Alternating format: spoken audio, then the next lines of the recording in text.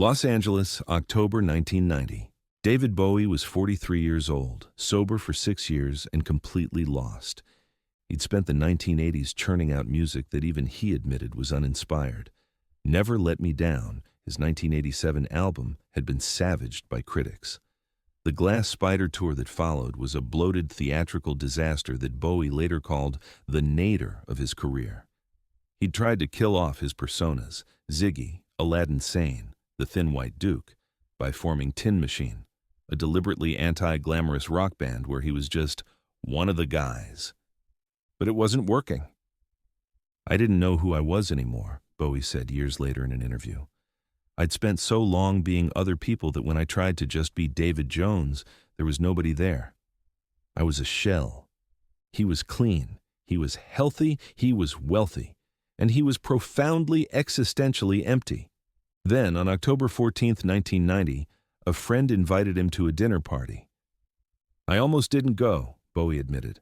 "I was tired of Los Angeles parties, tired of the same conversations, the same faces. But something told me to go anyway." That night, across a crowded room, David Bowie saw Iman Mohammed Abdul-Majid. And everything changed. The supermodel and the rock god. Iman was 35, a Somali-born supermodel who had dominated runways and magazine covers throughout the 1980s. She was elegant, intelligent, fiercely independent, and completely unimpressed by celebrity culture. She'd been married once before to basketball player Spencer Haywood, a difficult marriage that ended in divorce and a custody battle. She was raising her daughter Zuleka alone, building a cosmetics empire, and had zero interest in dating musicians. "I dated rock stars," Iman said later with a dry smile. "I knew what that was like. I wasn't looking for that again." When Bowie's friend, hairstylist Teddy Antolin, approached her at the party and said, "There's someone I want you to meet," Iman was polite but skeptical. Then she turned and saw David Bowie walking toward her. "I thought, oh God, here we go," Iman recalled. "Another rock star who thinks he's irresistible." Bowie extended his hand. "Hello, I'm David."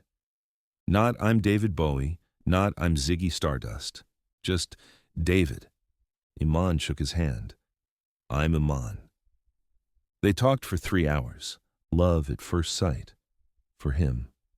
Bowie knew immediately. "It was absolutely instantaneous," he said years later. "I'd never felt anything like it. I'd had relationships, marriages, affairs, but this was different. I looked at her and thought, that's my wife. That's the mother of my children. That's the person I'm going to spend the rest of my life with." He was so certain that he told friends the next day, "I met my future wife last night." They thought he was joking. Bowie had a reputation for being emotionally detached, intellectually restless, always moving on to the next thing. The idea of him being struck by love at first sight seemed absurd. But Bowie was dead serious. "For the first time in my life," he said, "I wasn't performing. I wasn't trying to be interesting or mysterious or cool. I was just there, present. And she saw me. Not Ziggy, not Bowie. Me." There was one problem. Iman wasn't interested. The reluctant romance. Iman had built walls. Her first marriage had been turbulent, ending in public legal battles and heartbreak. She'd learned to protect herself, to be skeptical of charm and fame. And David Bowie, no matter how sincere he seemed, was still a rock legend with a reputation. "I thought he was nice," Iman said, "but I didn't think it would go anywhere. I'd heard all the lines before." Bowie didn't give up. He called her the next day, and the day after that. He sent flowers, not roses, which she would have found cliché, but exotic African lilies, a deliberate nod to her Somali heritage. He wrote her letters, long handwritten notes that weren't trying to seduce her, but just wanted to talk, to connect. He was patient, Iman said.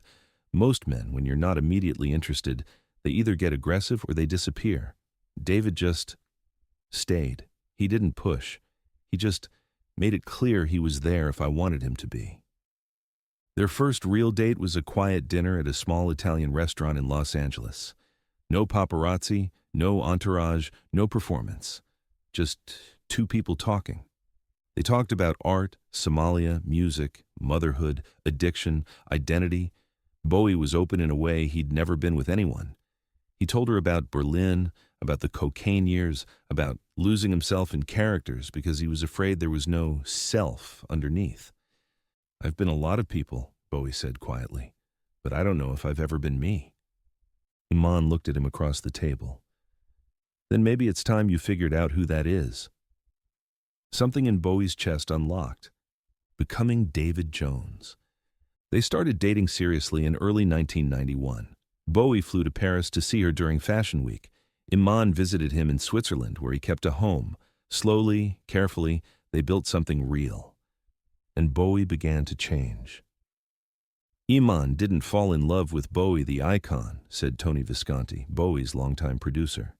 "She fell in love with David Jones, the guy from Brixton who liked painting and reading and walking his dogs. And for the first time, David wanted to be that person." Bowie stopped touring constantly. He turned down projects that would have required him to disappear into another persona. He started spending more time at home, painting in his studio, cooking dinner, being present. "She grounded him," said pianist Mike Garson, who'd played with Bowie since the Ziggy Stardust days. Before Iman, David was always restless, always searching for the next thing. After Iman, he was settled. Not in a boring way, in a peaceful way. Friends noticed that Bowie laughed more, that he seemed lighter, that when he talked about the future, he talked about family, not just albums and tours. "I'd spent my whole life running from myself," Bowie said in a 1993 interview. "Iman made me want to stop running." The wedding in Florence. On April 24, 1992, David Bowie and Iman were married in a small private ceremony in Florence, Italy. It wasn't a rock star wedding. There were no celebrity guests, no paparazzi, no magazine deals, just 14 people, close friends and family, in a beautiful chapel overlooking the Tuscan countryside. Bowie wore a simple suit. Iman wore an elegant cream dress. They wrote their own vows. "I promise to be myself with you," Bowie said, his voice shaking slightly. "The real me, not a character, not a performance, just David." Iman's eyes filled with tears. "That's all I ever wanted." They honeymooned in a villa in Tuscany, completely off the grid. No phone calls, no business, no world. Just two people starting a life together. "Those 2 weeks were the happiest of my life," Bowie said years later. "For the first time, I wasn't David Bowie. I was just a man who'd married the woman he loved." They settled into a rhythm. They split their time between New York, where Iman's business was based, and Switzerland, where Bowie could paint and write in peace. They were fiercely protective of their privacy, rarely attending celebrity events, declining most interviews about their relationship.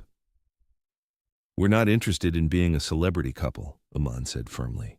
"We're just a couple who happen to be known." In 2000, their daughter Alexandria Zara Jones was born. Bowie was 53 years old, and he was overwhelmed. "I thought I'd been in love before," he said, holding his newborn daughter for the first time. "But this is different. This is what love actually is." He scaled back his career even further. He turned down tours, limited his recording, chose projects that would keep him close to home. Friends who'd known him in the 1970s and 80s were stunned. "The old David would never have done that," said guitarist Earl Slick. "But this David, the one Iman brought out, his family came first, always. He was at every school event, every parent-teacher conference. He cooked breakfast, helped with homework, walked the dogs. He was finally just a dad." "Iman gave me permission to be ordinary," Bowie said, "and I'd spent my whole life trying to be extraordinary. Turns out, ordinary is what I always wanted." In 2014, David Bowie was diagnosed with liver cancer. He told almost no one, not his band, not his collaborators, not even most of his friends. But he told Iman. And together, they decided how he would spend his final years. No public announcement, no farewell tour, no media circus. Just time with his family, working on one final album, Black Star, that would serve as his goodbye to the world on his own terms. He was very clear, Iman said later. He wanted to die as himself, not as an icon. He didn't want the world watching him fade. He wanted privacy, dignity, and family. Bowie spent his last 2 years painting, writing, and being with Iman in Alexandria. He recorded Black Star in secret, pouring his grief, fear, and acceptance into every song. The album was released on January 8, 2016, his 69th birthday. 2 days later, on January 10, 2016, David Bowie died at home, surrounded by his family. Iman was holding his hand. The world mourned publicly. Tributes poured in from every corner of the globe. But Iman mourned privately, quietly, in the home they'd built together. She didn't give interviews. She didn't attend public memorials. She simply grieved. Months later, she began posting on Instagram, not about his fame or his music, but about their life together. Photos of his paintings, quotes he'd written to her, moments no one else had seen. One post on what would have been their 26th wedding anniversary simply said, "I will love you till I die, and I will love you after I die." In another post, she shared a photo of their wedding day and wrote, "My husband died on a Sunday. I fell apart on a Monday. I guess that makes me human. I never remarried because true love doesn't come twice." The world watched Iman grieve with grace, strength, and unwavering love. She never spoke ill of David. She never sold their story. She simply carried him with her. Today, when people talk about David Bowie, they talk about Ziggy Stardust, the Thin White Duke, the albums, the reinventions. But those who knew him best talk about something else. They talk about how Iman saved him. Not from drugs, he'd already done that himself. Not from obscurity. He was always a legend. She saved him from disappearing into his own mythology. "Iman gave David permission to be human," said Tony Visconti. "And that's what he'd been searching for his entire life." Bowie once said in an interview, shortly before his death, "I spent my whole life trying to be interesting. Then I met Iman, and for the first time, I realized I didn't need to be interesting. I just needed to be loved. And she loved me, not Bowie, but David. That's the greatest gift anyone ever gave me." Iman gave him 26 years of being David Jones, and in return, David gave her a love that didn't end with death. Some marriages are performances. Theirs was the first time David Bowie ever stopped performing, and it was his masterpiece.